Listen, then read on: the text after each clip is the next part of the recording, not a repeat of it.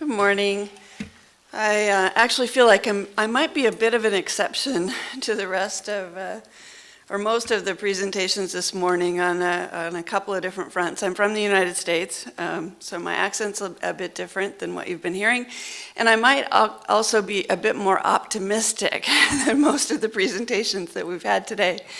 So what I want to talk to you about a little bit is information and communications technology as a foundation for competitive advantage in the evolution of transmission and distribution. And I'll share a little bit about some projects that we're executing around the world.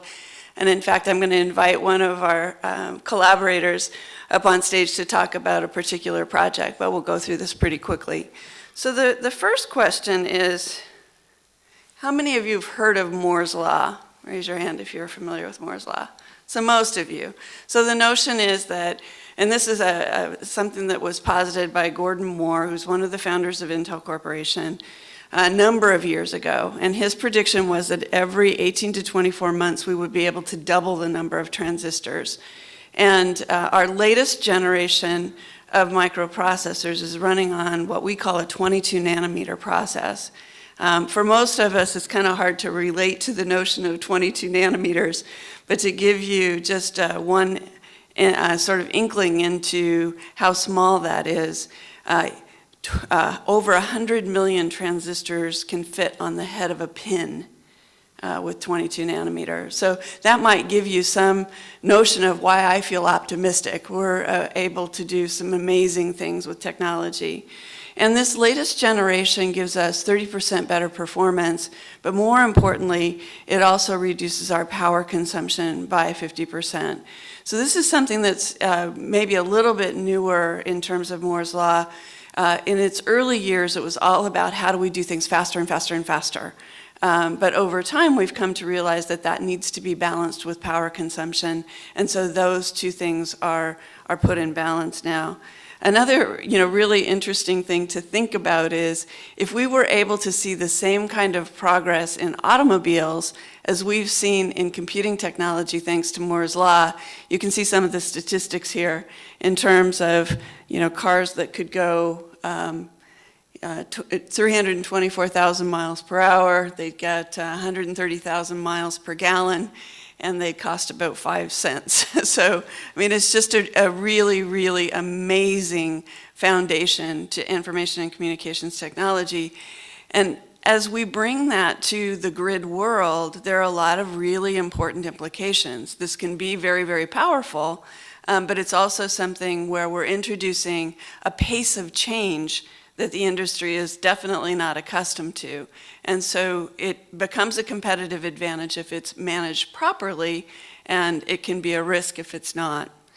Another thing that I wanted to bring out a little bit is, as we have more and more capacity in our components, one of the other things that we're doing is building more and more capability into them beyond just the performance. How do you process instructions more quickly? We're also adding hardware-based capabilities for things like security, adding functionality that makes our products more reliable, which is certainly something that's very, very important in a grid context, and also makes them more manageable. So those are all really important. And then our typical vectors of performance and power are also fundamental, but maybe a little bit more expected. So one of the questions that we get all the time, and I sometimes joke that Intel is probably the most pervasive smart grid company that people don't think of as a smart grid company. And the reason for that is that our ingredients go into the grid end to end, everywhere from microprocessors in wind turbines. A typical utility grade wind turbine has 10 to 16 microprocessors in it. Into transmission technology, we're seeing an increased implementation of synchrophasers to help with grid reliability and efficiency. Our components also go in at the substation level, and then where you typically would expect to see us is in the data center, as we have more and more data flowing from smart grid implementations. we're seeing a lot more build out of the data center capacity. And then, of course, there's the consumption side. So the endpoints where we want to make consumer devices and consumer homes and commercial businesses more intelligent.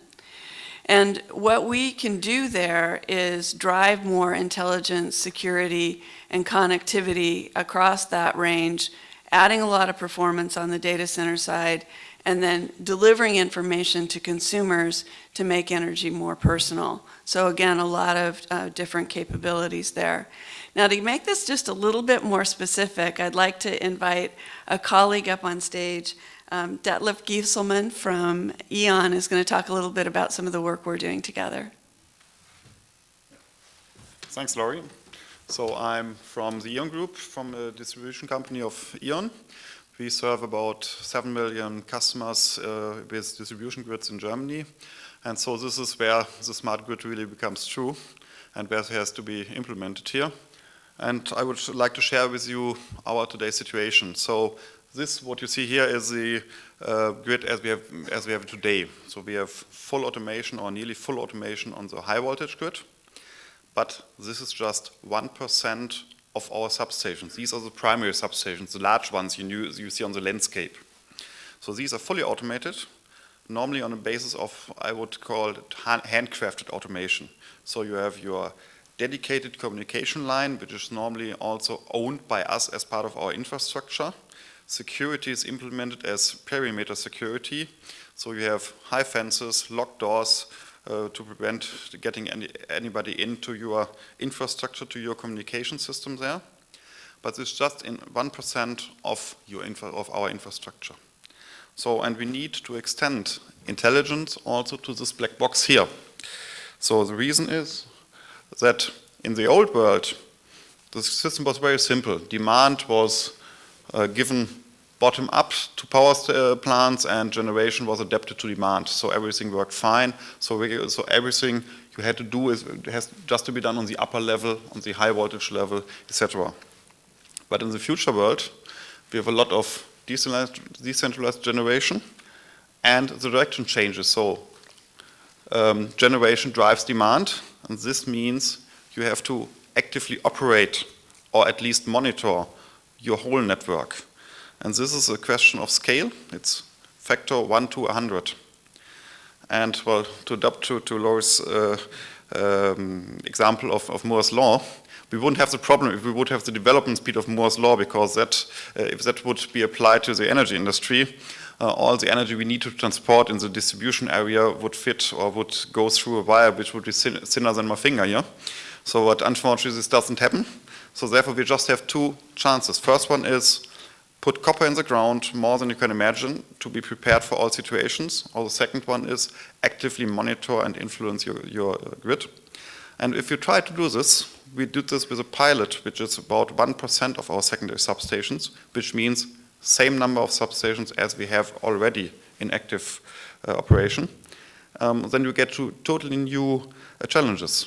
First one, communication.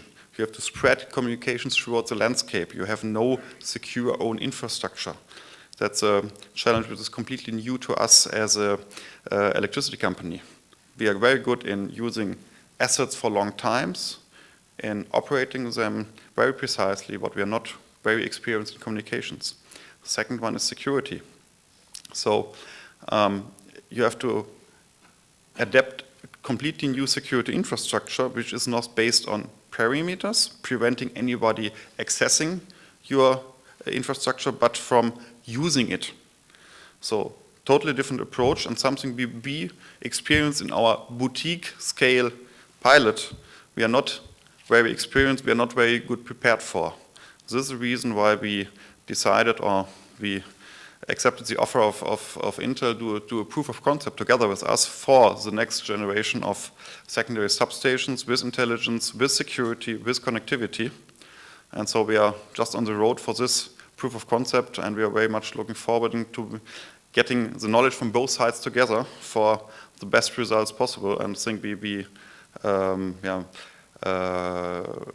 share our knowledge very good, and we can really get the merits from the knowledge of the others. So, thanks. Oops, that's all right. Thanks very much. I think it was referred to in an earlier presentation of the importance of partnership, and we're very, very proud of this partnership and looking forward to some tremendous results from it. Another project that I wanted to touch on briefly is happening in the United States. This is in Austin, Texas, and it's called the Pecan Street Project. Have any of you heard of it? A couple people, good.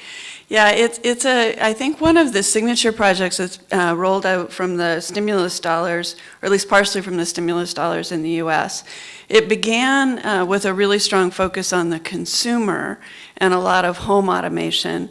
And for the US at least, it is probably the highest concentration of rooftop solar and electric vehicles within a neighborhood.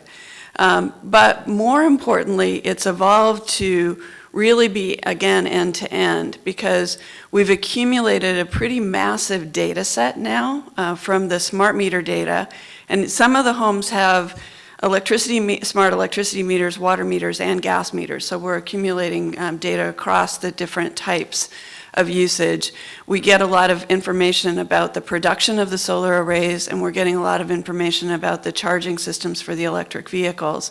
And what we're starting to do is to bring that all together and exercise the big data analytics required to do what we sometimes refer to as a check engine light for the home. So just like your car, the check engine light will come on when there's something wrong.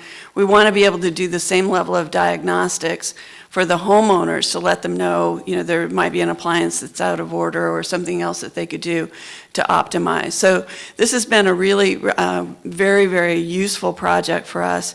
And one of the notions of this is to not just implement it for this particular neighborhood in Austin, Texas, but to turn it into a database that could be tapped into kind of like in the US we have the Agricultural Extension Service that gives tips to farmers on how much fertilizer to use and that sort of thing. This would be a similar kind of capability for utilities who want to accelerate smart grid deployments. They can go and tap in to the data that's here, as well as for product and service suppliers that want to learn a little bit more about what's been done and discovered so far. So that's a really interesting project. The other thing that I wanted to mention quickly, I've been at this conference now for the day and a half, I think, that it's gone on, and the topic of security comes up over and over and over again, but a lot of times we kind of stay at the superficial level on what that means. We all know that security is a problem that we need to solve. We're increasing the attack surface as we implement more technology in our grids. And so we've put together a proof of concept on security that is visible or is on display in the booth downstairs. So if you have a chance to take a look at this, I think it's worthwhile as an instantiation of what can be implemented. And what we've done is brought together some of the things that are being built into computer hardware, particularly in the microprocessor features, with some of the functionality from the Intel McAfee subsidiaries, the leader in security. So there's some good things. There are some good things to be learned there. So with that, I'll wrap up. I mean, our notion is really how can we add intelligence, connectivity, and security to the grid and do that in a very seamless way and work with our partners and collaborators so that this leads to a competitive advantage as we go forward.